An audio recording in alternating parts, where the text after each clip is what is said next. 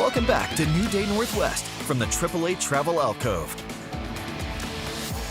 So when it comes to cooking at home, there are some seriously easy things you can do to boost flavor, like adding a hint of lemon juice, boosting the flavor by adding a little citric acid.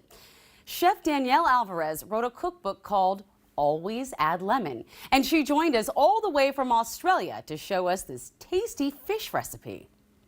Well, I like lemon because it's that thing that you can add at the end of almost anything that really brings out all the flavors.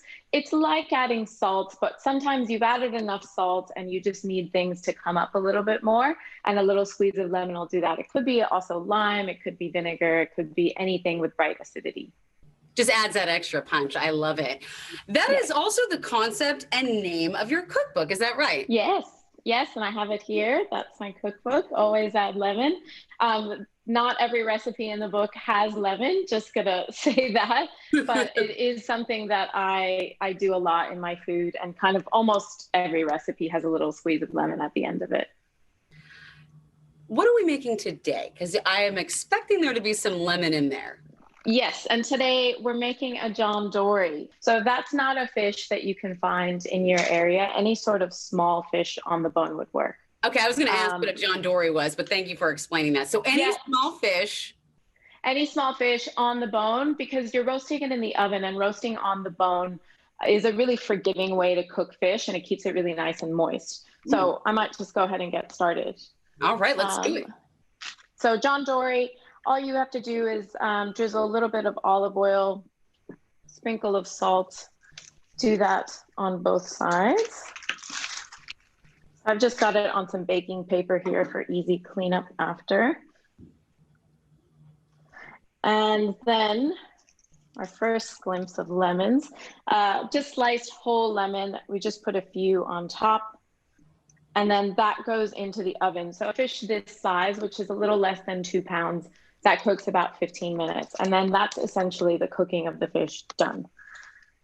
So while the fish is cooking, I'll make a little bit of a sauce, which I've already got started here with some brown butter. And brown butter, so delicious. And surprisingly, it can be very temperamental. So you really kind of have to watch your brown butter, right?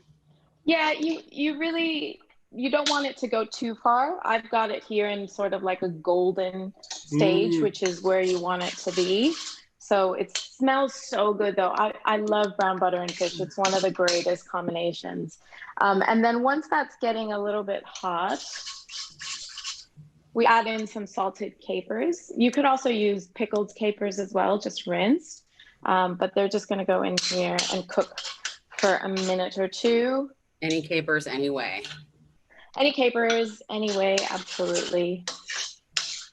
And they add more of that seasoning too. So if you think you may have under-seasoned the fish or you're just not sure, the capers are gonna give you that bit of seasoning. So it's starting to sizzle here, and those capers will just start popping in a bit of a second. I think you can hear that. So now. Once the capers, it looks like you've taken a little bit of a moment to make sure that the capers and the butter are cooked together before you add your next ingredient. Because they add that flavor actually. So once it's starting to foam like this, I'll just go ahead and turn it off and add in my parsley. Oh, it smells so good in here.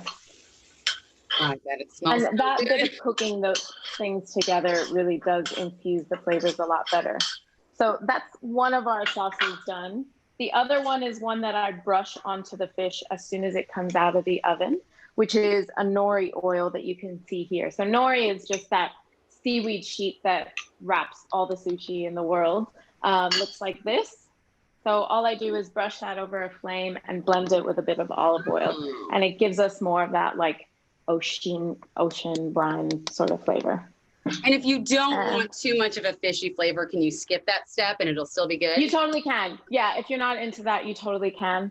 I think it really adds something nice without making it fishy, but it's totally up to you. So this is our finished fish right out of the oven. And that is literally all that you need to do. So there's our bit of nori oil, and the recipe makes a little bit more than what you need. So you can save that to have on top of some tuna or other fish.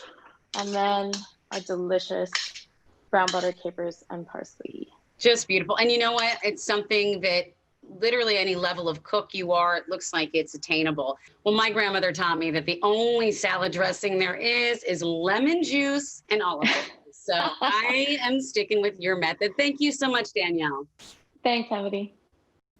And you can head over to New Day's website for Danielle's fish recipe. One other note, Danielle is holding a virtual book event with the book on Tuesday, January 19th at 5 p.m., just so you know. Book Larder, that's where it's going to be. So with COVID going on, trips to the hair salon may not be as frequent as they used to be. Up next, we are checking in with Rudy's Barber Shop for hair coloring tips between visits. We'll be right back.